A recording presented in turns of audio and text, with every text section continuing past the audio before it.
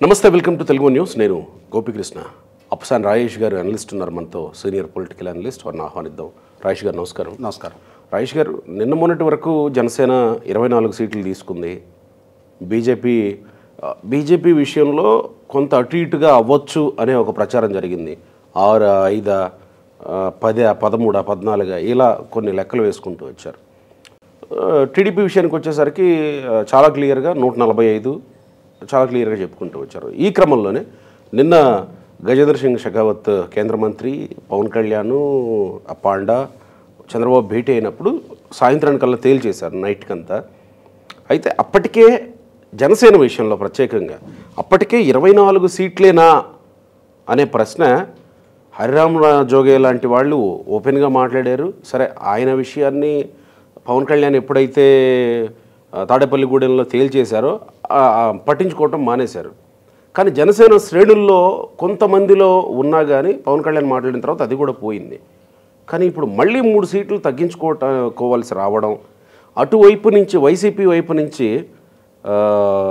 ఎట్లా అంటాం, అదే ట్రోలింగో లేకపోతే ఇట్లా చులకం చేస్తూ పవన్ కళ్యాణ్ని మాట్లాడుతూ ఉంటే ఇప్పుడు జనసేన శ్రేణుల్లో అసంతృప్తి ఉండదా? బీజేపీకి 10 సీట్లు, బీజేపీకి అస్సలు 1% కూడా ఓట్లు లేనటువంటి పార్టీకి 10 సీట్లు, 7%, 6% ఓట్లు వచ్చినటువంటి జనసేనకి 24 సీట్లు. అంటే ఇవన్నీ లెక్కలేసుకుంటే జనసేనలో అసంతృప్తి ఉంటుందేమో కదా. బీజేపీకి 10 సీట్లు కేటాయించినందుకు టీడీపీలో అసంతృప్తి ఉంటుందేమో కదా. అంటే నా ప్రశ్న ఏంటంటే, ఇక్కడ ఓటు సక్రమంగా ట్రాన్స్ఫర్ అవుతుందా అనేది అనుమానం. మీరు లేవనెత్తిన ఈ అంశం వచ్చేటప్పటికి వాస్తవంగా చాలా కీలకమైన సవాల్ అది. ఇప్పటి వరకు జరిగిన ప్రహసనం పార్టీల అధినాయకుల స్థాయిలో జరిగింది. అవును, చంద్రబాబు నాయుడు గారు, పవన్ కళ్యాణ్ గారు, భారతీయ జనతా పార్టీ కేంద్ర నాయకత్వం వీళ్ళు కూర్చొని చర్చించుకొని ఎవరు ఎన్ని స్థానాల్లో పోటీ చేయాలనేది వాళ్ళు తీసుకున్న ఒక అల్టిమేట్ డెసిషన్ అది. కానీ ఈ తీసుకున్న నిర్ణయాన్ని ఆమోదించాల్సింది, అనుసరించాల్సింది, ఆశీర్వదించాల్సింది ప్రజలు. ఎగ్జాక్ట్లీ, క్యాడరు ఆల్సో ప్రజలు. ఓటు రూపంలో ఆశీర్వదించాలి, క్యాడర్ వీళ్ళని అనుసరించాలి, ఓవరాల్గా రాష్ట్రం దీన్ని ఆమోదించాలి. ఇక్కడ తెలుగుదేశం జనసేన పార్టీ దగ్గరకు వచ్చేటప్పటికి ఇవాళ మనం మార్చి 12వ తారీఖులో ఉన్నాం. అవును, సరిగ్గా 2 సంవత్సరాల క్రితం మార్చి 14 జనసేన పార్టీ ఆవిర్భావ దినోత్సవ సభ ఇప్పటం గ్రామంలో జరిగింది. 2022 మార్చి 14. ఆ రోజు పవన్ కళ్యాణ్ గారు ఆ సభా వేదిక నుంచి లక్షలాదిగా ఉన్న తన శ్రేణుల సమక్షంలో ఒక విస్పష్ట ప్రకటన చేయడం జరిగింది. రాబోయే 2024 ఎన్నికల్లో ప్రభుత్వ వ్యతిరేక ఓటు చీలనివ్వను అంటే, ఆ రోజు ఆయన తీసుకున్న నిర్ణయాన్ని తూచా తప్పకుండా పాటిస్తూ అవసరార్థం తనని తాను తగ్గించుకుంటా.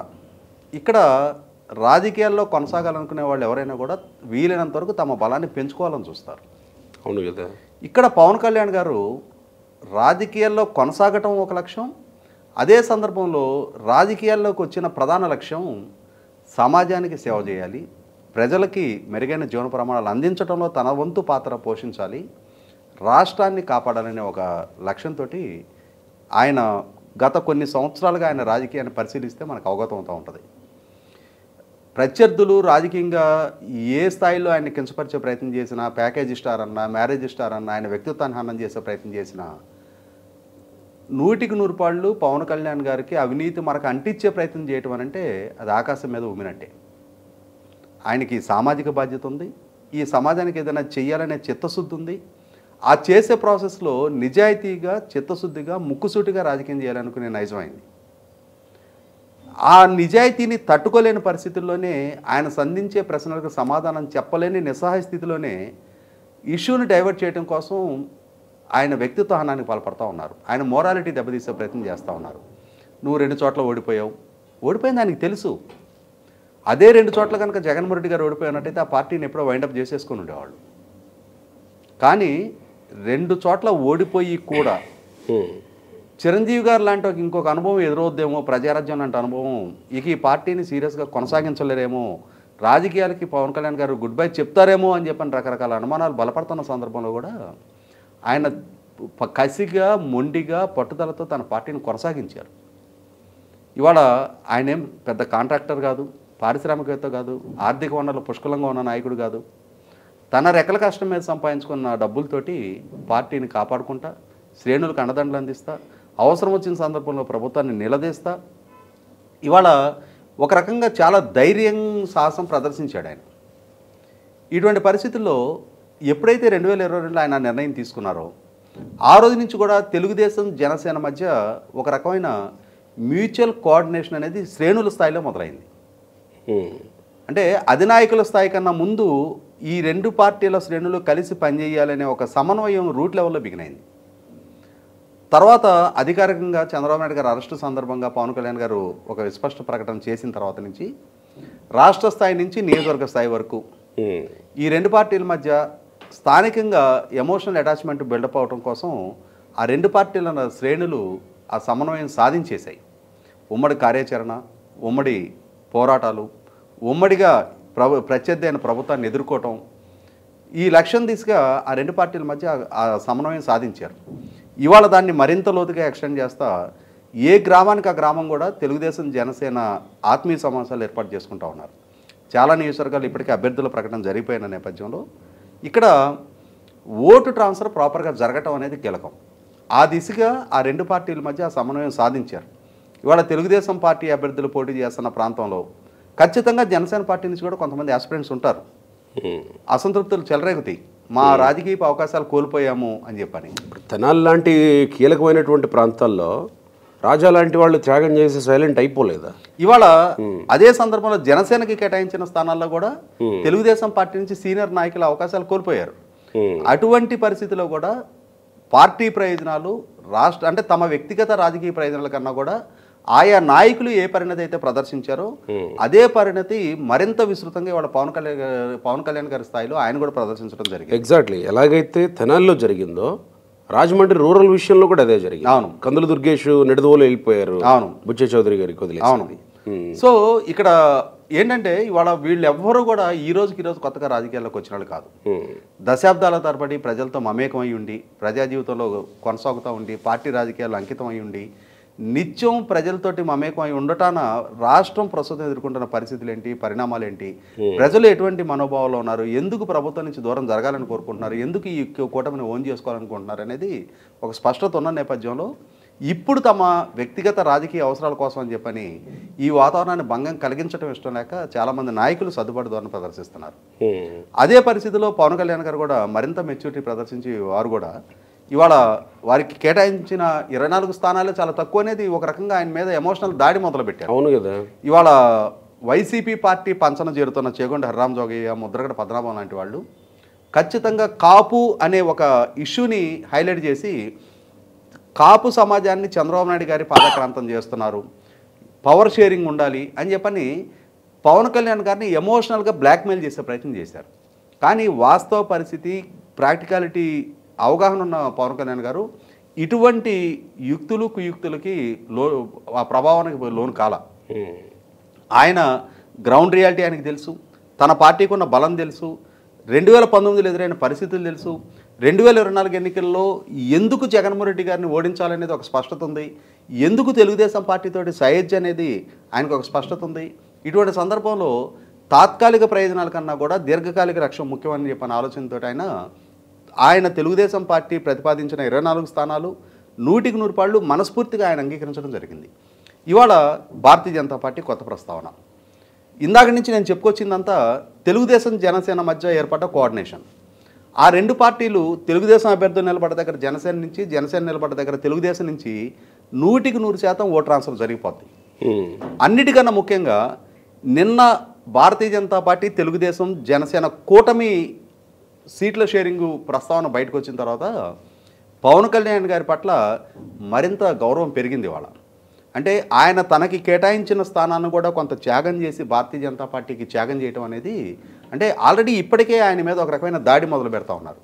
అటువంటి సందర్భంలో కూడా వాటిని తోసిరాదని చెప్పని సయోధ్య కుదిరితే చాలు, కేంద్ర ప్రభుత్వం అండదండలు అవసరం మనకి, తాత్కాలికంగా ఇవాళ ఎన్నికలను సమర్థంగా నిర్వహించుకోవడానికి, పారదర్శకంగా ఎన్నికలు నిర్వహించుకోవడానికి, రేపటి రోజున దెబ్బతిన్న రాష్ట్రాన్ని గాడిలో పెట్టుకోవడానికి కేంద్ర ప్రభుత్వ సహకారం అవసరమనే ఉద్దేశంతో భారతీయ జనతా పార్టీతోటి సైజు అవసరం అని చెప్పని మొదటి నుంచి డిమాండ్ చేస్తూ వస్తుంది. ఆ ప్రతిపాదన తెస్తుంది. ఇవాళ తెలుగుదేశం భారతీయ జనతా పార్టీ మధ్య ఉన్న ఆ అగాధాన్ని పూడ్చింది కూడా పవన్ కళ్యాణ్ గారే. ఇటువంటి సందర్భంలో ఆయన వేరే ఎవరినో తగ్గించుకోమని చెప్పడం కన్నా తాను తగ్గించుకున్న తీరు ఇవాళ అంతిమంగా తన శ్రేణులకు తాను జవాబుదారి, తన మీద ఆస్పిరేషన్స్ పెట్టుకుని ఉన్న వాళ్ళకి తన జవాబుదారి. అటువంటి వాళ్ళకి సమాధానం చెప్పుకోవడానికి కూడా సిద్ధపడి ఇవాళ తనకి కేటాయించబడ్డ 3 అసెంబ్లీ స్థానాలు, ఒక పార్లమెంట్ స్థానానికి ఆయన భారతీయ జనతా పార్టీకి సాక్రిఫైస్ చేయటం అంటే చిన్న ఇష్యూ కాదు. ఇక భారతీయ జనతా పార్టీ పరిస్థితి మీరు ప్రస్తావించినట్టుగానే భారతీయ జనతా పార్టీకి ఓటు బ్యాంకు పరంగా ప్రాపర్ స్టేక్ లేదు ఆంధ్రప్రదేశ్లో. మీరు 2014 నాడు కూడా ఒకసారి పరిస్థితులు మనం ఆలోచించుకుంటే 2014లో రాష్ట్ర విభజనలో కాంగ్రెస్ పార్టీతో పాటు సమాన భాగస్వామి భారతీయ జనతా పార్టీ. మీరు అసెంబ్లీ పార్లమెంట్ ఎన్నికల్లో తెలుగుదేశంకి భారతీయ జనతా పార్టీకి పొత్తు కుదిరింది, కానీ అంతకుముందు జరిగిన స్థానిక సంస్థలు మున్సిపల్ ఎలక్షన్స్లో తెలుగుదేశంకి భారతీయ జనతా పార్టీకి మధ్య పొత్తు లేదు. ఆ పొత్తు లేకుండా అంటే నెల రోజుల్లోపే 2014 మే 4 అసెంబ్లీ ఎలక్షన్ జరిగితే ఏప్రిల్ 6 లోకల్ బాడీస్ ఎలక్షన్ జరిగినాయి, మార్చి 30 మున్సిపల్ ఎలక్షన్ జరిగినాయి. ఆ 2 ఎన్నికల్లో తెలుగుదేశం భారతీయ జనతా పార్టీ మధ్య పొత్తు లేదు. Not even a single municipal councillor, రాష్ట్ర వ్యాప్తంగా ఒక్క మున్సిపల్ కౌన్సిలర్ కూడా భారతీయ జనతా పార్టీ లేరు. ఒక ఎంపీటీసీ స్థానం కూడా భారతీయ జనతా పార్టీకి దక్కల. అంటే అక్కడ అర్థం ఏంటి? ఇవాళ ఉన్న దానికన్నా మెరుగైన పరిస్థితిలో భారతీయ జనతా పార్టీ ఆ రోజు కూడా లేదు. కానీ కేంద్రంలో అధికారంలోకి రావడానికి ఆస్కారం ఉంది. ప్రధానమంత్రి అభ్యర్థిగా నరేంద్ర మోడీ గారికి దేశవ్యాప్తంగా ఆదరణ దక్కుతుంది. రేపటి రోజున విభజన జరిగిన రాష్ట్రం, మన రాష్ట్రానికి కేంద్ర ప్రభుత్వం అండదండలు అవసరం అని చెప్పిన భావంతో ఆ రోజు కూడా 13 అసెంబ్లీ 4 పార్లమెంట్ స్థానాలు కేటాయించడం జరిగింది. ఇప్పుడు ఉన్న కన్నా మెరుగైన పరిస్థితి ఆ రోజు భారతీయ జనతా పార్టీకి లేదు. అది మనకి స్థానిక సంస్థల ఎన్నికల ఫలితాల్లోనే తేడతలమైంది. కానీ ప్రజలు ఆ కూటమిని ఆశీర్వదించారు. ఎందుకు? కాంగ్రెస్ పార్టీ పట్ల ఎంతటి వ్యతిరేకత ఉందో అంతటి వ్యతిరేకత భారతీయ జనతా పార్టీ పట్ల కూడా ఉండాల్సిన దగ్గర భారతీయ జనతా పార్టీ ఒక పాజిటివ్ వైబ్ క్రియేట్ చేయగలిగింది. ఏ విధంగా? రాజ్యసభలో రాష్ట్ర విభజన గురించి చర్చించే సందర్భంగా రాష్ట్ర అంశాల గురించి ప్రస్తావించి కేంద్ర ప్రభుత్వాన్ని నిలదీసి ప్రత్యేక హోదా లాంటి హామీలు పొందిన నేపథ్యంలో వెంకయ్యనాయుడు గారు, అరుణ్ జైట్లీ గారు చూపించిన చొరవ నేపథ్యంలో ఆంధ్రప్రదేశ్ ప్రజల్లో కొంత ఆమోదం పొందగలిగారు. రైట్. ఇప్పుడు ఇక్కడే పాయింట్. ఆ క్రమంలో ఆమోదం పొందగలిగారు. 2 ఎంపీలు గెలిచారు, 4 ఏవో అసెంబ్లీలు గెలిచారు 2014లో. ట్రాన్స్ఫర్ జరిగింది అక్కడ. కానీ ఇప్పుడు కేంద్రం నుంచి ఆంధ్రప్రదేశ్ ప్రజలు ఎదురు చూస్తున్నది వేరు. ఆ కేంద్రం నుంచి ఎదురు చూస్తున్న దీంట్లో రేపో ఎల్లుండో ప్రధానమంత్రి లేకపోతే అమిత్ షానో వచ్చి అలాంటి ప్రకటనలు ఏమన్నా చేస్తారా?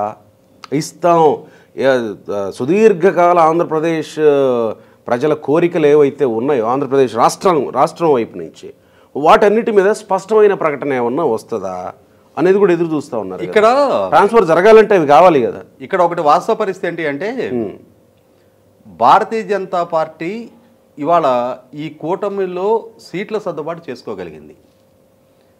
ఓట్ల సర్దుబాటు జరగాలి అని అంటే ఆ పాజిటివ్ యాంబియన్స్ క్రియేట్ చేయాల్సిన బాధ్యత కేంద్ర నాయకత్వం మీదే ఆధారపడి ఉంటుంది.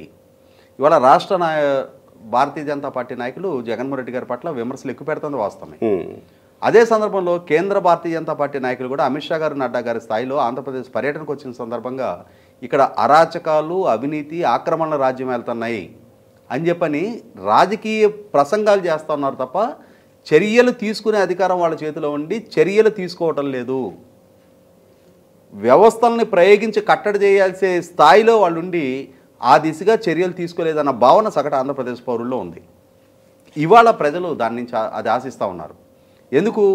జగన్మోహన్ రెడ్డి గారు స్థానిక సంస్థల ఎన్నికలు ఎట్లా నిర్వహించారో చూసాం, తిరుపతి పార్లమెంట్ ఉప ఎన్నిక ఎట్లా నిర్వహించారో చూసాం, కుప్పం మున్సిపల్ ఎన్నిక ఎట్లా నిర్వహించారో చూసాం, పట్టభద్రుల ఎమ్మెల్సీ ఎలక్షన్ ఎట్లా నిర్వహించారో చూసాం. ఎలక్షన్ కమిషన్ని ఒక నిస్సహాయులుగా మార్చే ప్రయత్నం ప్రభుత్వం వైపు నుంచి జరిగింది. ఈ రోజుకి కూడా రాష్ట్ర ప్రభుత్వ యంత్రాంగం నుంచి ఎన్నికల సంఘానికి సరైన సహకారం అందట్లేదు అనేది వాస్తవం. జగన్మోహన్ రెడ్డి గారు ప్రజాధనాన్ని మంచినీళ్ళ ప్రాయంలాగా ఖర్చు పెట్టి వాలంటీర్ వ్యవస్థని పెంచి పోషిస్తా ఆ వాలంటీర్ని తన పార్టీకి ఒక ప్రైవేట్ ఆర్మీగా మలుచుకుంటున్న తీరు చూస్తున్నాం. ఇటువంటి సందర్భంలో జగన్మోహన్ రెడ్డి గారిని కట్టడి చేయాల్సిన బాధ్యత సక్రమంగా ఫ్రీ అండ్ ఫెయిర్ ఎన్నిక జరగటానికి దోహదం చేసే చర్యల దిశగా కేంద్ర ప్రభుత్వం వైపు నుంచి అడుగు ముందుకు పడాలి. అంటే ఇక్కడ ఒక నా చిన్న సందేహం ఏంటంటే, తెలంగాణలో ఎన్నికలు చూసాం, కవితని అరెస్ట్ చేస్తే బీఆర్ఎస్ బీజేపీ ఒక్కటి కాదని ప్రజలు నమ్ముతారు, కవితని కానీ అరెస్ట్ చేస్తే బీజేపీకి ఇక్కడ స్కోప్ ఉంటుంది అని ఒక చర్చ వచ్చింది. అదేంటి విచిత్రమైన చర్చ? ఆమెను అరెస్ట్ చేస్తే బీజేపీకి చోటు ఇవ్వడం ఏంటి, బీజేపీని నమ్మడం ఏంటి? ఇది కరెక్ట్ కాదు. మీ ఏదన్నా కేసీఆర్ వైఫల్యాలు ఉంటే, లేకపోతే బీజేపీ మీద ప్రేమ ఉంటే గెలిపించాలనేటువంటి ఒక చర్చ వచ్చింది. కానీ ఇప్పుడు మీరు చెప్పిన దాంట్లో జగన్మోహన్ రెడ్డి చేసిన వాటన్నింటి మీద చర్యలు తీసుకుంటే ఆంధ్రప్రదేశ్ ప్రజలు నమ్ముతారేమో అని అనడం ఇక్కడ అర్థం చేసుకోవాలి. ఒకటి వాస్తవ పరిస్థితి ఏంటి, జగన్మోహన్ రెడ్డి గారి పట్ల వ్యతిరేకత ఎందుకు పెరిగింది? ఆయన 175 స్థానాలున్న సభలో 151 స్థానాలతోటి అధికారంలోకి వచ్చారు. 25 పార్లమెంటు స్థానాలకు 22 పార్లమెంటు స్థానాలు దక్కించుకున్నారు. తర్వాత నయానో భయానో జో జీత వహి సికిందర్, స్థానిక సంస్థల్లో 100కి 95-96% స్థానిక సంస్థలు వాళ్ళే నెగ్గారు. అయినా సరే ఇవాళ ఇంతటి వ్యతిరేకత ఎందుకు ప్రజల్లో వ్యక్తమవుతూ ఉంది? ఆయన ఓడించాలి, ప్రత్యామ్నాయ ప్రభుత్వం రావాలి అని చెప్పిన ప్రతిపక్షాలు ఎందుకు పట్టుబడతా ఉన్నాయి? ఆ దిశగా ఎందుకు ప్రయత్నం చేస్తూ ఉన్నాయి? 100కి 100 పాళ్ళు జగన్మోహన్ రెడ్డి గారి పరిపాలన, ఆయనకు దక్కిన అవకాశాన్ని దుర్వినియోగం చేసుకొని రాష్ట్రానికి మేలు చేయాల్సిన పాలకుడు, వయసు ఎనర్జీ లెవెల్ ఉన్న నాయకుడు ఆ దిశగా పరిపాలన చేయకుండా కంప్లీట్ డివేట్ అయిపోయి ప్రజలకి ఎన్నికల ముందు చెప్పిన ఎజెండా వేరు, ప్రజల ముందు పెట్టిన ఎజెండా వేరు. నాకు మెజార్టీ ఎంపీ స్థానాలు ఇవ్వండి, నేను 13 జిల్లాని 13 హైదరాబాదులుగా అభివృద్ధి చేస్తా, ప్రత్యేక హోదా సాధిస్తా, మెరుగైన ఉపాధి కల్పిస్తా, వలసలు లేని ఉపాధి కల్పిస్తా, పారిశ్రామికీకరణ పెంచుతా, ప్రభుత్వ ఆదాయ వనరులు పెంచుతానని చెప్పాడు. మహిళలకి మద్యపాన నిషేధం చేస్తానన్నాడు. ఉద్యోగులకి వాళ్ళకి రకరకాల వాగ్దానాలు చేశాడు. ఈ అన్ని రకాల వర్గాలని చేసిన వాగ్దానాలు వేరు. ఆచరణపూర్వకంగా చూస్తే 52 స్థానాలున్న రాయలసీమలో 49 స్థానాలు ఆయన కట్టబెడితే ఇవాళ ఆ రాయలసీమ ప్రాంత ఇరిగేషన్ ప్రాజెక్టుల మీద ఆయన చేసిన కేటాయింపులు, పెట్టిన ఖర్చు చూస్తేనే ఇటువంటి నాయకుడిని కాదు మనం కోరుకుంది, ఇటువంటి నాయకుడిని కాదు మనం ఇంతటి మెజార్టీతోటి అధికారం కట్టపెట్టుకుంది అని చెప్పని ప్రజలు ఇవాళ రియలైజ్ అవుతున్నారు. ఇటువంటి సందర్భంలో ఆయన చేస్తున్న అకృత్యాలు వ్యవస్థల్ని మీరి ఇవాళ చూస్తున్నాం మనం. డైరెక్టరేట్ ఆఫ్ రెవెన్యూ ఇంటెలిజెన్స్ అని చెప్పని చంద్రబాబు నాయుడు గారిని అరెస్ట్ చేసిన డిఐజీ సిట్ అధికారి రఘురామరెడ్డి ఇప్పుడు ఐజీ హోదాలో ఆయనకు ఒక వ్యవస్థని అప్పచెప్పారు. ఆ వ్యవస్థ రాజకీయంగా కక్ష సాధింపుల కోసం మంత్రి నారాయణ గారిని, పత్తిపాటి పుల్లారావు గారి కుటుంబాలను ఏ విధంగా వేధింపులకు గురి చేస్తామని చూస్తున్నాం మనం. అదే సందర్భంలో ఇవాళ మైనింగ్ అక్రమాలు, తమిళనాడులో ఇసుక కుంభకోణానికి పాల్పడ్డారు, ఇసుక అక్రమాలకు పాల్పడ్డారు అని చెప్పని ఈడీ అక్కడ 10 మంది కలెక్టర్లను సమన్ చేసింది. మరి రీసెంట్గా ministry of environment and forest 25 మంది కలెక్టర్లు తప్పుడు రిపోర్ట్ ఇచ్చారు అని చెప్పని ఎన్జీటీకి ఫిర్యాదు చేసి సుప్రీంకోర్టు ముందు రిపోర్ట్ పెట్టడం జరిగింది. రాష్ట్ర వ్యాప్తంగా అనధికారికంగా 500 రీచుల్లో ఒక్కొక్క రీచ్లో రోజుకి 2000 టన్నులు మినిమం తవ్వకాలు జరుగుతూ ఉన్నాయి. అంటే రోజుకి 1,00,000 టన్నుల ఇసుక తవ్వకాలు అక్రమంగా జరుగుతున్నాయి అని చెప్పని సుప్రీంకోర్టు ముందు వాళ్ళ రిపోర్ట్ ఉంది. మనం సర్వేపల్లి నియోజకవర్గంలో క్వాడ్స్ అక్రమ తవ్వకాల గురించి సోమిరెడ్డి చంద్రమోహన్ రెడ్డి గారు లేవనెత్తిన అంశం చూసాం. కుప్పం ద్రవిడ యూనివర్సిటీలో అక్రమ గ్రానైట్ క్వారింగ్ జరుగుతున్న అంశాన్ని చంద్రబాబు నాయుడు గారు స్వయంగా అక్కడికి వెళ్ళి అక్రమ క్వారింగ్ పాల్పడుతున్న వాళ్ళని తరిమేసిన తీరు చూసాం మనం. ఇవాళ పొన్నూరు నియోజకవర్గంలో 700 ఎకరాల్లో గ్రావెల్ క్వారింగ్, 80 అడుగుల లోతున ఒక్కొక్క ఎకరానికి 3 కోట్ల రూపాయల గ్రావెల్, 2100 కోట్ల రూపాయల గ్రావెల్ అక్రమ క్వారింగ్ జరిగిన తీరు చూసాం మనం.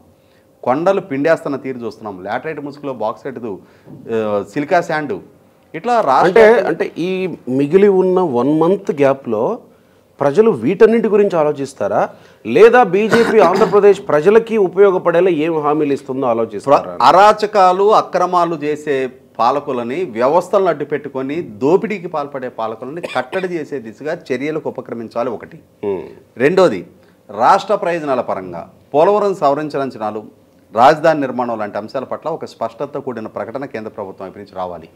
ఇవాళ జగన్మోహన్ రెడ్డి గారి ప్రభుత్వ హయాంలో 5 సంవత్సరాల కాలం గడిచిన తర్వాత నీ రాజధాని ఏది అంటే ప్రశ్నార్థకంగా మార్చిన పరిస్థితుల్లో రాష్ట్ర రాజధాని గురించి ఒక స్పష్టత కూడిన సమాధానం ఆంధ్రప్రదేశ్ పౌర సమాజానికి ఇవ్వాలి.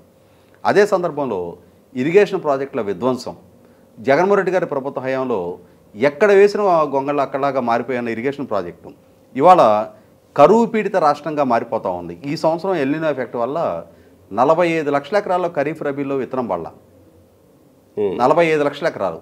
అయినా సరే జగన్మోహన్ రెడ్డి గారి ప్రభుత్వం దాన్ని అడ్రస్ చేయటం కేవలం కంటి తుడుపుగా 103 మండలాలు కరువు మండలాలుగా ప్రకటించుకున్నారు ఆయన.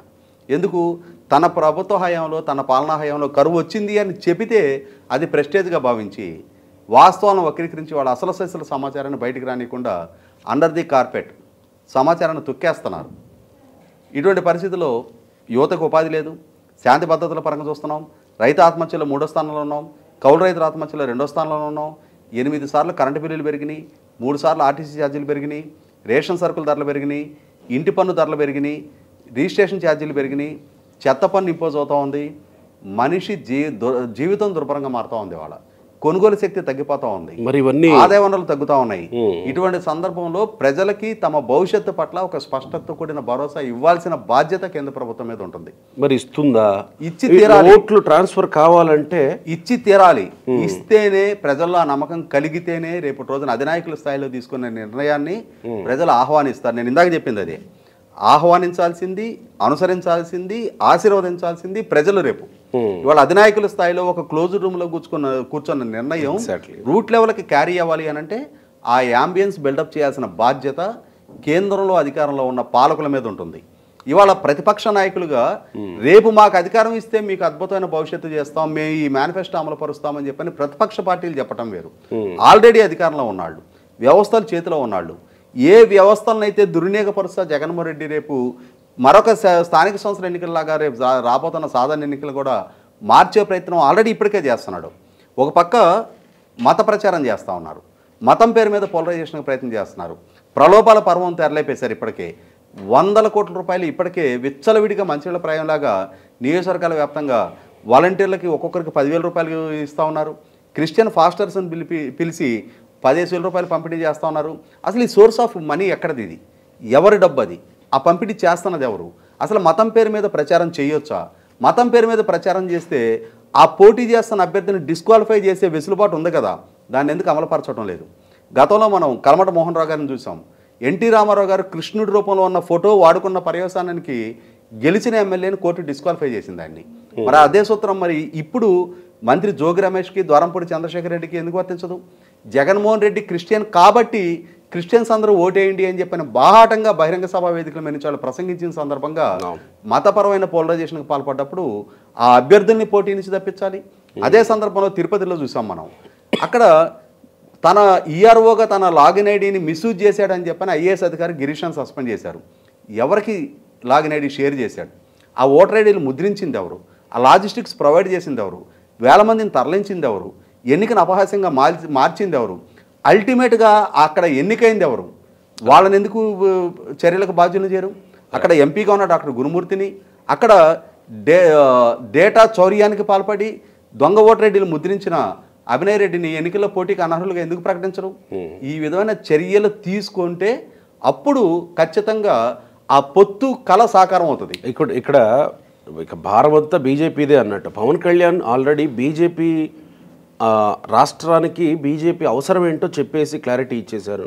చంద్రబాబు నాయుడు కూడా బీజేపీ అవసరం ఏంటో చెప్పి క్లారిటీ ఇచ్చేశారు. ఈవెన్ ఆయన అరెస్టుకు సంబంధించి జరిగినటువంటి వ్యవహారంలో కూడా కేంద్ర ప్రభుత్వం లేదు, లేకపోతే బీజేపీ పెద్దల ఇది లేదని కూడా ఆయన క్లారిటీ ఇచ్చారు. లోకేష్ అంతకు ముందే మేము అనుకోవట్లేదు వాళ్ళ హస్తం ఉంది అని మీడియా ముఖంగానే ఆయన క్లారిటీ ఇచ్చేశారు. ఇక మిగిలిందంతా బీజేపీ విషయంలోనే క్లారిటీ రావాల్సి. ఇక్కడ వాస్తవ పరిస్థితి ఏంటి అంటే మనం మొదటి నుంచి అనుకుంటున్నది వాళ్ళకి ఓటు స్టేకే లేని దగ్గర ఇన్ని స్థానాలు ఎందుకు కేటాయింపు ఎందుకు చేశారు? రేపు ఆ చేసిన కేటాయింపుని ప్రజలు స్వాగతించాలి, దాన్ని ఆశీర్వదించాలి అని అంటే ఆ యాంబియన్స్ క్రియేట్ చేసుకోవాల్సిన బాధ్యత వాళ్ళ మీదే ఉంటుంది. లేనప్పుడు ఏమవుతుందంటే ఈ రెండు పార్టీలకు ఒక ఎక్స్ట్రా బ్యాగేజ్గా మిగిలిపోతారు వాళ్ళు. Right sir, thank you.